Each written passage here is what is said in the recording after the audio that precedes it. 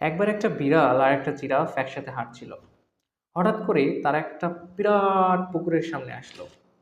বিড়াল জিজ্ঞেস করলো, পানি কত? জিরাফ বলল, বেশি না, গলা পর্যন্ত। এটা শোনা মাত্রই বিড়াল দিল লাফ। কিন্তু বিড়াল এটা জানতো না, গলা পর্যন্ত পানি ঠিকই, কিন্তু গলাটা তার না, গলাটা হচ্ছে জিরাফের। ফলস্বরূপ বিড়ালটা পানিতে ডুবে মারা গেল।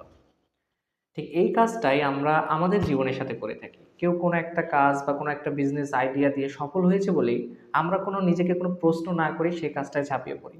সে যেভাবে করেছে আমরা সেভাবে করতে যাই, কিন্তু আমরা ভুলে যাই আমাদের পরিস্থিতি আলাদা, আমাদের সক্ষমতা আলাদা, আমাদের উচ্চতা আলাদা।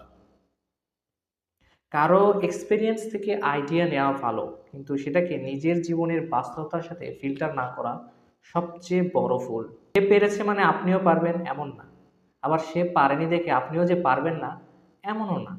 জীবন কোনো কপি পেস্ট গেম না, জীবন হচ্ছে একটা কাস্টমাইজড জার্নি। তাই সিদ্ধান্ত নিন নিজের সক্ষমতা অনুযায়ী, নিজের পরিস্থিতি অনুসারে, প্রপার রিসার্চ করে। অন্যের গল্প শুনুন, কিন্তু নিজের গল্পটা নিজেই লিখুন।